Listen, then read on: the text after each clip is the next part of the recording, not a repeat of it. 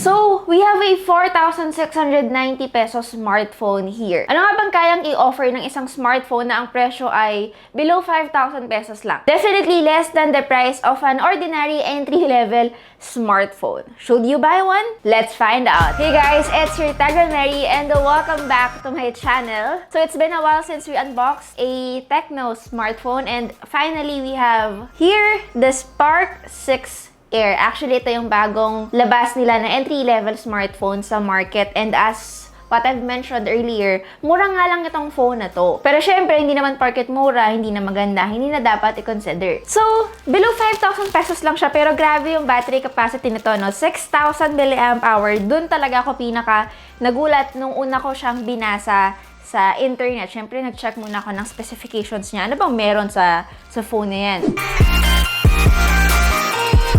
Malaki yung box ng Tecno Spark 6 Air, so ibig sabihin medyo may kalakihan din yung phone natin. Aside from that, may nakalagay lang dito na meron nga tayong 3GB of RAM with 32GB of internal storage. Yung color na meron ako right now, guys, is the Comet Black, pero kung hindi nyo gusto yung ganitong kulay, meron naman silang Ocean Blue and Cloud White. By the way, ang sarap palang i-unbox ng phone na to kasi sobrang kulay ng mga bagay-bagay sa loob. Parang masarap lang siya talaga sa mata. Anyway, we have here the SIM tool or yung ating panundot. It says here na meron nga tayong total of 13 months of warranty, a warranty card, and may jelly case tayo na medyo may pagka-tinted. Meron tayong power brick na napakaliit. Actually guys, this one is not fast charging, regular power brick lang siya. May micro USB charging cable, and lastly, earphones. So yeah, micro USB itong Tecno Spark 6 Air. Actually, medyo dito lang ako na-disappoint on this part. But knowing that it's priced at 5,000 below, medyo hindi naman rin ako nag-expect na magiging USB Type-C siya. A nice surprise, however, is may libre naman siyang earphones. Design-wise, the back has a glossy finish. But since what I have is the black one, every time na hawakan ko siya, guys, hindi nahalata yung smudges, surprisingly. So, ito yung tipo ng mga glossy finish na hindi dikitan ng smudges. Aside from that, as expected, it's made of polycarbonate plastic, including yung frame niya. It is made of plastic, however, medyo may kabigatan yung device, probably because malaki nga talaga yung battery na meron siya, which is again 6,000 mAh. Hindi naman natin maiiwasan na magiging additional factor yon for it to be heavy. Hindi lang syempre na dahil may glass back finish siya or something like that. Although it's made of polycarbonate plastic, in fairness naman ha guys, medyo pakiramdam ko solid naman yung device. It doesn't feel cheap. Siguro dahil nga yung weight niya nakadagdag ng premiumness. Siguro hindi ko lang nagustuhan yung placement ng fingerprint sensor niya sa likod, guys. Kasi nga, syempre, malaki yung phone, matangkad, malapad. Hindi talaga siya accessible ng daliri ko, guys. So, kailangan ko pang i-adjust yung phone for me to unlock the device. And speaking of the fingerprint sensor at the back, so far naman, guys, okay naman siya. It's responsive enough. Yun nga lang, masyado nga lang talagang mataas yung placement niya. Anyway, sa likod, may triple AI camera setup siya. Sa kanan, may volume rockers tayo. Sa ilalim, meron tayong power button. Below, we have microphone, micro USB port, headphone jack, at sa kaliwa nandito located ang SIM tray. Okay, so we all know na 32GB internal storage lang ang meron itong smartphone na to. So, I really do suggest na lagyan nyo siya ng micro SD card para hindi kayo makulangan sa space because guys, ang 32GB, saglit lang yan. Mapupuno yan agad. Promise. You guys are probably looking for the speakers. Actually, wala akong na-mention na may speaker siya sa ilalim or kaya naman sa ibabaw because the speaker is actually located doon sa may ibabaw ng pinaka-dewdrop notch niya. So, isang lugar lang yung pinanggagalingan ng ating audio. And kung ipaparinig ko sa inyo yung sound niya, actually, okay naman siya. Surprisingly, good enough for the price. Pero don't expect na meron siyang mind-blowing bass. Kasi syempre, almost 5,000 lang naman yung binayad natin sa phone na to.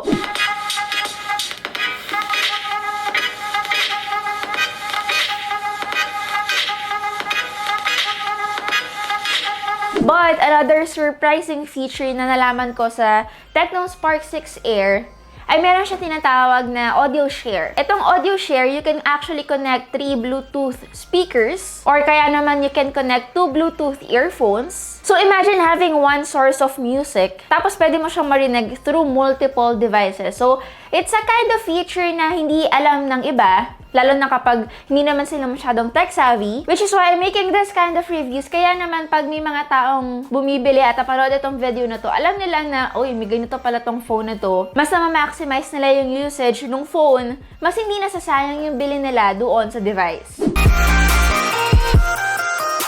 Now, let's talk about the display. Actually, knowing Tecno, talagang madalas sila mag-produce ng mga smartphones na may malaking display. And as you've noticed nga sa Spark 6, Spark 6 Go, malalaki rin ang display nila. Exactly 6.95 inches ang kanyang display size at meron siyang 720 by 1640 pixels resolution. Aabot ng 480 nits ang kanyang peak brightness, hindi na masyadong kataasan. Hindi ganun kaliwanag in case that you will be using this phone under direct sunlight. But I do think that's more than enough for indoor activities katulad nga ng online classes, social media use, and yung pag magta-text ka lang ganyan, diba? 720 pixels resolution lang yung meron yung display ng Tecno Spark 6 Air. So expect na hindi ganun ka-sharp, ka-crispy, and ka-detailed yung mga pinapanood natin sa kanya. But expect a more immersive experience kasi, guys, 6.95 inches display, malaki yun.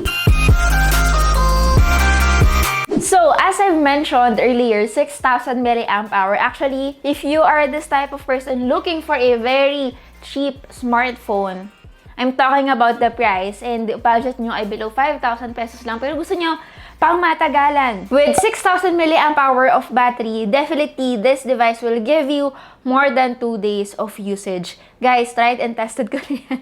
Kasi the moment that I got this device at hanggang sa nagre-review ako ngayon, hindi ko man lang kailangan i-charge. Effortless, diba? Actually, aabot ng 35 days for the standby time. At video loop test ay aabot ng 19.3 hours. And those are good numbers for a smartphone again na 5,000 below lang ang price point. Anyway, for the cameras, actually, very capable enough naman yung set of cameras na meron tayo dito. We have 13 megapixels para sa primary sensor niya, 2 megapixels depth sensor, at isang AI lens. Lastly, an 8 megapixels AI selfie camera. Kung pupunta tayo sa camera application niya, meron siyang iba't ibang klase ng camera features katulad ng bokeh or portrait mode, AI HDR, ASD, AR mode, AI beauty, panorama, quad rear flash, slow motion, and documents mode. Actually, kapag uusapan natin yung mga sample shots taken by the Tecno Spark 6 Air, yung mga selfies natin, guys, yung ibang shots, masyado talagang overblown. Kumbaga, sobrang taas ng brightness and kulang talaga siya sa detail. I mean, it's only 8 megapixels, so you shouldn't really expect that much. Now, if you want a more or better camera quality, I suggest just use yung triple camera setup na lang niya at the back. 13 megapixels is actually capable enough for you to be able to use for school purposes. Yun nga lang, no, guys, wala siyang dedicated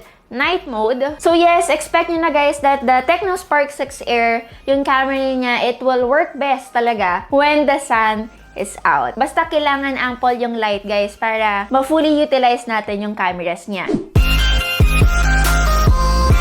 Now, for the chipset that this phone has, meron siyang MediaTek Helio A25. And as I've mentioned earlier, meron nga siyang 3GB of RAM. Actually, ang Antutu score niya, hindi naman siya masyadong kataasan. It's 84,381.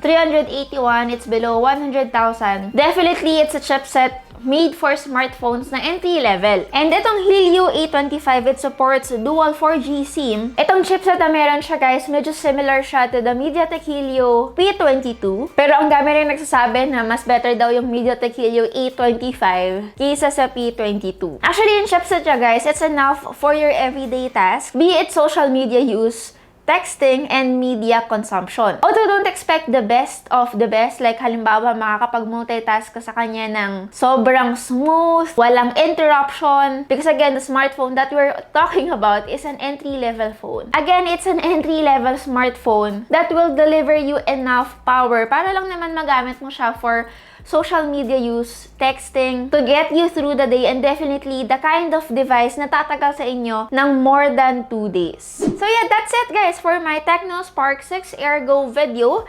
And guys, itong phone na to, it will be available in Lazada. If you guys are wondering lang naman kung saan siya pwedeng mabili, exclusive lang siya sa Lazada and again, it retails for 4,690 pesos. So the question is, dapat ba bang bilhin itong Tecno Spark 6 Air? Actually, no, the answer is, kung kailangan niya ng phone na merong enough battery to last you more than a day, again, 6,000 milliamp hour, definitely a super power battery with a big 6.95-inch screen at a very accessible price point. So maybe the Tecno Spark 6 Air is a good choice for you. I do believe, guys, kasi itong phone na to talaga, you'll get great value for money. Again, yung price, it's very attractive for a phone na merong 6,000 milliamp hour. And by the way, guys, we are giving away pala a one brand new unit of Tecno Spark 6 Air. So, i-follow nyo lang itong mga mechanics natin. Syempre, you have to be subscribed on my YouTube channel. Follow nyo ako, guys, sa social media accounts ko. At pangatlo,